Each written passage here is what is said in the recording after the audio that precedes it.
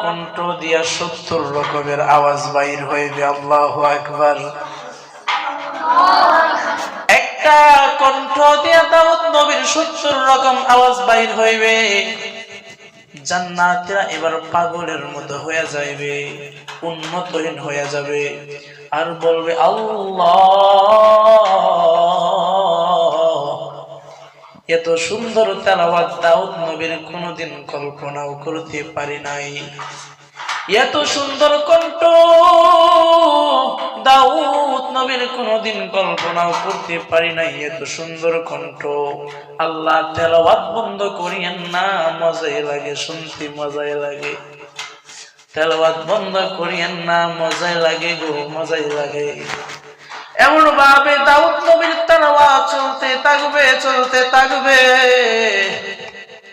এমন ভাবে দাউদ নবীর তেলাওয়াত যাইতে যাইতে হাজার হাজার বছর চলিয়া যাবে, মানুষের কোনো হুঁশ থাকবে না। আল্লাহু আকবার। এবার আল্লাহ তাআলা দাউদ নবীকে বলেন, এ দাউদ, তেলাওয়াত বন্ধ করো, তেলাওয়াত বন্ধ করো। জান্নাতীরা বলে, মালিক, তেলাওয়াত বন্ধ করিয়েন না, তেলাওয়াত বন্ধ করিয়েন না। এত মধুর তেলাওয়াত শুনতেই মন চায়, শুনতেই মন চাই, তেলাওয়াত বন্ধ করিয়েন না। আল্লাহ তাআলা কই, বান্দা, বিশেষ বক্তার তেলাওয়াত শুই নাই পাগল হয়ে গেলি, বিশেষ বক্তার তেলাওয়াত শুই নাই পাগল হয়ে গেলি রে।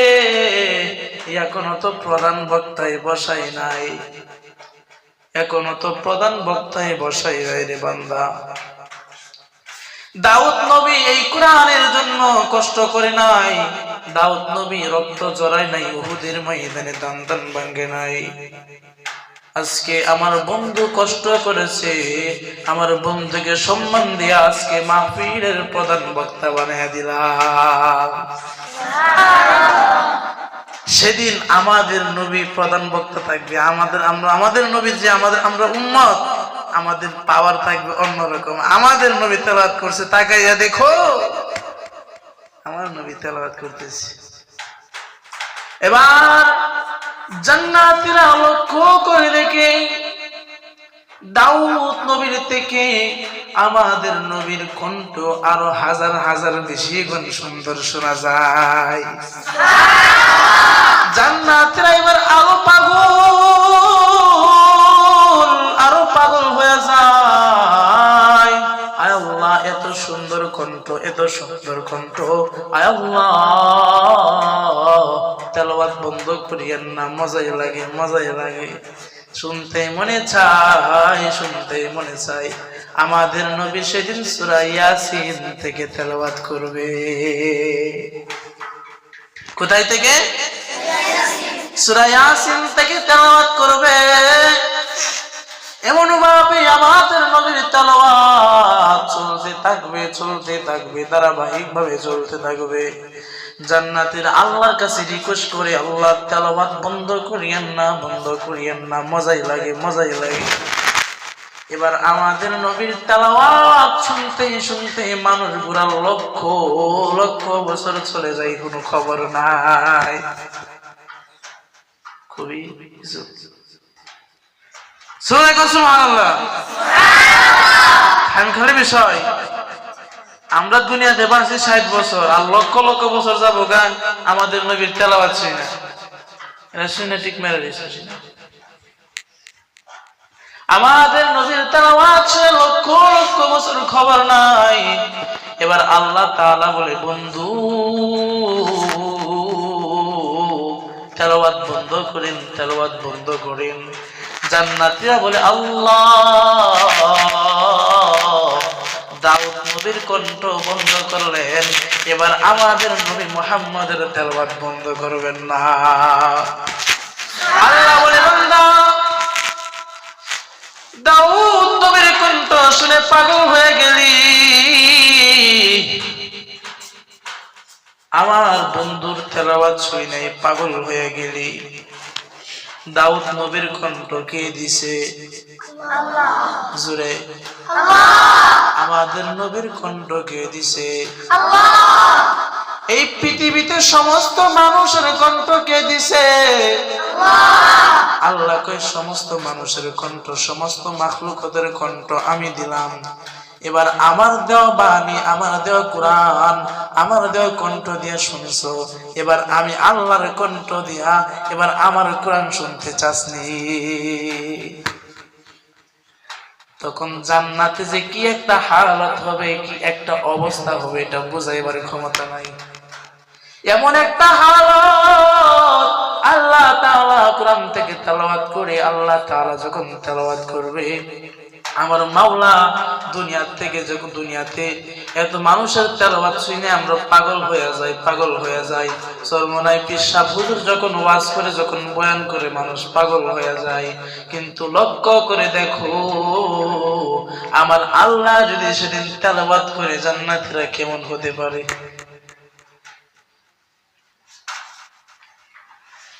আল্লাহর বান্দার কণ্ঠ শুনে মানুষ পাগল, কিন্তু সেদিন আল্লাহর কণ্ঠ শুনে মানুষ কেমন হতে পারে? এটা বুঝাইবার ক্ষমতা নাই। তামাম পৃথিবীর সমস্ত আলেম ওয়াজ করতে পারবে, কিন্তু সেদিন আল্লাহর কণ্ঠ কেমন হবে এটা বুঝাইবার ক্ষমতা কারো। আল্লাহ তাআলা সেদিন সূরা রহমান থেকে তেলাওয়াত করবে। আমরা পড়ি আর রহমান, আমরা কি পড়ি? আর রহমান পড়ি না? সূরা রহমান আমরা আর রহমান পড়ি না? আর রহমান পুরো দয়াময় আল্লাহ, করুণাময় আল্লাহ। কিন্তু সেদিন আল্লাহ একটা শব্দ বাড়িয়ে বলবে, আনা। কি বলবে? আনা। আনা মানে কি? আনা মানে আমি। আল্লাহ সেদিন বলবে আনার রহমান, মানে আমি হলাম রহমান। আল্লাহ তাআলা তার নিজের পরিচয় দেয়া সেদিন সূরা রহমান থেকে তেলাওয়াত করে, এমন ভাবে আল্লাহ তাআলা তেলাওয়াত করতে থাকে, মানুষগুলা পাগল হয়ে যায় আর বলে আল্লাহ, তেলাওয়াত বন্ধ করিয়েন না, তেলাওয়াত বন্ধ করিয়েন না, তেলাওয়াত বন্ধ করিয়েন না। এবার ওই যে জান্নাতে বউ রাইখে আসছে, পুরপুরি রাইখে আসছে, ওরা আল্লাহর কাছে চিঠি পাঠায়, আল্লাহ মাহফিল সমাপ্ত করুন, তেলাওয়াত বন্ধ করুন, আর নাই তো আমাদের স্বামীগুলোর যে হালত, তাদেরকে আমরা আর পাবো না। এবার আল্লাহ তাআলা ঘোষণা করে দেয়, উঠো উঠো জান্নাতীরা, যাও যার যার আপন ঠিকানায় চলিয়া যাও, যাও যার যার আপন বাড়িতে চলিয়া যাও। আজকের মাহফিলের সভাপতি হইয়া আমি আজকের মাহফিল সমাপ্ত ঘোষণা করে দিলাম। জান্নাতীরা যখন এবার নিজের বাড়িতে যায়, জান্নাতে যায়, যাওয়ার পরে দেখি উটপড়িরা বড় চোখ করে মাথা থেকে পা পর্যন্ত তাকাই, আবার মাথা থেকে পা পর্যন্ত তাকাই, পা থেকে মাথা পর্যন্ত তাকাই, বলে আমি না এই বাড়ির মালিক, আমাকে চিনতে কি অসুবিধা হইতেছে? আমার দিকে এমন ভাবে তাকাই আসো কেন? বলে হ্যাঁ, চিনতে অসুবিধা হইতেছে। কেন অসুবিধা হবে? আগে যা সুন্দর ছিলেন, আল্লাহর মাহফিলে অংশগ্রহণ করার পরে এর থেকে আল্লাহ তাআলার ডাইরেক্ট নজর আপনাদের উপর পড়েছে, এই জন্য আগের থেকে আরো হাজার হাজার বেশি সুন্দর হয়ে গেছে। আল্লাহ, আমাদেরকে জান্নাত যাওয়া দরকার আছে না নাই? জান্নাত কিভাবে পাওয়া যাবে? সাহাবায়ে কেরামরা কি পরিমাণ কষ্ট করেছে। আল্লাহর নবী, বিশ্ব নবী রাহমাতুল লিল আলামিন, যুদ্ধে যাওয়ার জন্য প্রত্যেকটা সাহাবীকে বললেন, তোমরা তোমাদের মাল থেকে কিছু মাল যুদ্ধের জন্য ব্যয় করো। প্রত্যেকটা সাহাবী নিজের জন্য কিছু রেখে আর সব কিছু নবীর সামনে হাজির করেছে। নিজের সামনে যখন হাজির করেছে, আল্লাহর নবীজি এক একটা সাহাবীকে জিজ্ঞাসা করেন, তুমি কি আনছো, কি রাইখা আসছো? বাড়ি থেকে রাখছো কি নিয়ে আসছো? প্রত্যেকটা সাহাবী জবাব দিয়ে দিছে। এবারে যখন আবু বকরের কাছে আসছে, বলে আপনি কি রাখছেন আর কি নিয়ে আসলেন? আবু বকর বলে, নবী, আমি ঘরটা ঝাড়ু দিয়া যা পাইছি সব আমি আপনার দরবারে নিয়ে আসছি। আমার ঘরে একমাত্র আমি আমার আল্লাহ এবং আমার নবীকে রাইখে আসছি, আর সব আপনার দরবারে নিয়ে আসলাম। উপর দিক দিয়া হযরত ওমর চিন্তিত হয়ে যায়, কেননা উনি মনে মনে চিন্তা করছে আমার থেকে আবু বকরের মাল এবছর কম, হয়তো তার থেকে এবার আমি অংশীদার বেশি হয়ে যাব।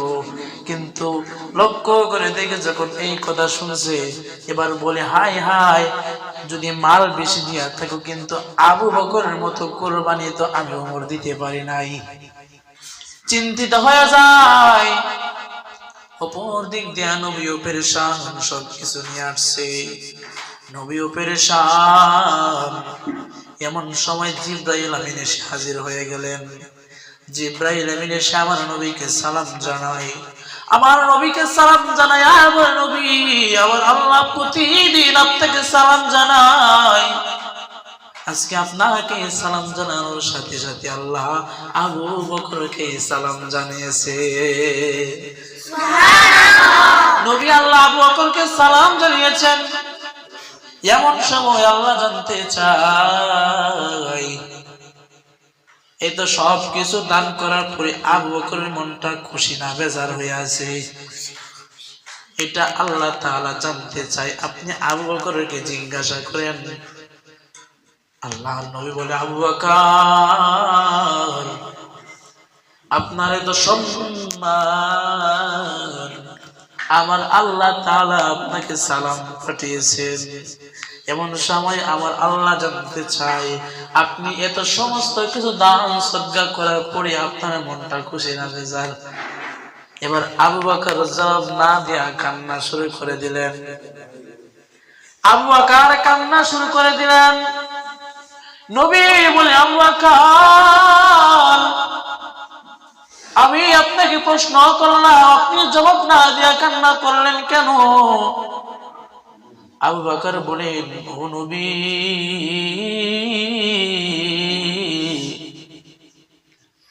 আমি আবু বকর ছিলাম মক্কার একটা খারাপ মানুষ, জাহান্নামের আসামি, কিন্তু সেখান থেকে আপনার দরবারে এসে আপনার সহবতে এসেটাই ধন্য হয়ে গেলাম। এখন আমার মাওলা আমাকে সালাম পাঠিয়েছে। ওনারাও তো আমাদের মতোই মানুষ নাকি? উনি তো নবী ছিল না, ওনারে আল্লাহ সালাম পাঠাইতে পারলে আমাদের কাছে কেন আসে না? কপাল বড় খারাপ। আল্লাহ তাআলা বলে, বান্দা, প্রত্যেকটা বান্দারে আমি মোহাব্বত করে বানাইছি। তোমাদের মার জন্য, তোমাদের মা তোমাদের জন্য দরদ আছে না নাই? যদি বাড়িতে থাকো, বলো মা আমি বন্ধুর সাথে যাইতেছি, আসতে হয়তো লেট হইতে পারে, ও মা এশার আগে আসা পড়বো। মা বলে, না মাগরিবের আগে আসিস, ঠিক কিনা? এবার মা যখন দেখি এশারের সময় তুমি আসলা না, রাত 10টা বাজে গেছে, মা খুশি না বেজার? মা চিন্তিত না অচিন্তিত? মা চিন্তিত হইয়া যায়, সন্তান কই, সন্তান কোথায় গেল, খুঁজতে বাইর হয়ে যায়, ঠিক না? কেননা আমার সন্তান কোথায়? আমি আমার সন্তানকে না নিয়ে খাবার খাবো না, আমার সন্তানকে না নিয়ে খাবার খাবো না, মা পাগল হয়ে যায়, ঠিক না? যতক্ষণ না পর্যন্ত মা খুঁজে পাই না, ততক্ষণ পর্যন্ত পাগল হয়ে যায়। মার মনে একটাই পেরেশান, সন্তান কোথায়? এবার লক্ষ্য করে যখন দেখে সন্তান দোকানে টিভি দেখতে আসে, টিভির দিকে তার নজর, এবার মার মনটা আবার ঠান্ডা হয়ে না শক্ত হয়ে যায়। মার কলিজাটা ঠান্ডা হয়নি, নরম হয়নি। মা এতক্ষণ পর্যন্ত কলিজায় পানি নাই, সন্তান কোথায়, সন্তান কোথায়। যখন তোমাকে দেখে তখন তোমার মনটা ভালো হয়ে যায়, যত কষ্ট হয়ে থাকে তার দূর হয়ে যায়, ঠিক না? এমন ভাবে আমার আল্লাহ বলে, বান্দা তোর মাকে আমি বানাইছি, তোরেও আমি বানাইছি, অথচ তোর মা তোর প্রতি এত দয়া, কিন্তু আমি আল্লাহ যে তোরে বানাইলাম, তোর মা তোরে খাওয়ায়, তোর বাবা তোরে টাকা দেয়, এই জন্য তোর এত মায়া, এত দয়া। তোর বাবারে মা বলে ডাক দেও, তোর বাবারে বাবা বলে ডাক দেও। জবান কার? জবান দিছে কে? আল্লাহ বলে, আমি আল্লাহর জবান দিয়ে তোর মারে মা বলে ডাক দাও, বাবারে বাবা বলে ডাকো। কিন্তু তাকাইয়া দেখো, আমি আল্লাহ তোর এত সুন্দর কণ্ঠ দিয়েছি, এত সুন্দর চেহারাটা আমি আল্লাহ তোরে বানাইয়া দিছি, এত সুন্দর করে আমি বানাইছি, এতগুলা নিয়ামত আমি আল্লাহ তোরে দিয়ে দিছি, এরপরেও আমি আল্লাহ তোর দিকে তাকাইয়া থাকি। আমি আল্লাহ চাই না তুই খাওয়াই করে আমাকে খাওয়া, আমি আল্লাহ তোর কাছে গাড়ি চাই না, বাড়ি চাই না, টাকা পয়সা চাই না, আমি চাই তুই মাঝে মাঝে আমি আল্লাহ রে আল্লাহ বলিয়া ডাকবি, আমি আর কিছু তোর কাছে চাই না। কিন্তু কপাল বড় খারাপ, মানুষ অবসর পাওয়ার পরেও আল্লাহকে ডাকে না, মানুষ দুনিয়ার ব্যস্ত নিয়ে ব্যস্ত। আমার আল্লাহ বলে, বান্দা তোরে বানাইছি খুব আদর করিয়া, খুব মোহাব্বত করিয়া, যেমন তোমাদের মা বাবা তোমাদের প্রতি দরদ, আল্লাহর দরদ কম না বেশি? জোরে বেশি। আমার মাওলার দয়া আরো বেশি। যেই রকম পয়গম্বর মুসা আলাইহিস সালাতু ওয়াস সালাম আল্লাহর সাথে দরবারে গিয়ে কথা বলেন, কোথায়? এমন সময় আল্লাহর নবী মুসা আল্লাহর কাছে বলে, মালিক আমি একটা জাহান্নামী বান্দা দেখতে চাই। কাকে দেখতে চাই? আয় আল্লাহ, আমি জাহান্নামী বান্দা দেখতে চাই, আয় আল্লাহ আমাকে একটা জাহান্নামী বান্দা দেখাও। আল্লাহ বলে, মুসা সাবধান, না রে মুসা না, আমি আমার বান্দার গুনার কথা ওপেন করবো না, আমি আমার বান্দার কথাগুলো তোমার সাথে প্রকাশ করবো না। এই মুসা, আমার বান্দা হাজার অপরাধ করার পরে বান্দার গুনাহগুলো আমি গোপন রাখছি, তুমি কেন ওপেন করতে চাও, তুমি কেন প্রকাশ করতে চাও, কারণটা কি? মুসা বলে, আল্লাহ তুমি তোমার বান্দারে কোন কারণে তুমি জাহান্নামে দিবা, এই গুণটা তার কাছ থেকে জানবো এবং এই গুণটা থেকে আমি সাবধান হয়ে থাকবো, এই কারণটা থেকে আমি আমার উম্মতদেরকে সাবধানে রাখবো। আল্লাহ বলে, না মুসা না, আমি আল্লাহর দ্বারা এটা কোনোদিন সম্ভব হবে না, আমি আমার বান্দার গুনাহগুলো ওপেন করব না, তুমি কথা বলতে পারবা না। মুসা বলে, মালিক আমি যেমনটাই চাই, তুমি ঠিক আছে, আমি কোনো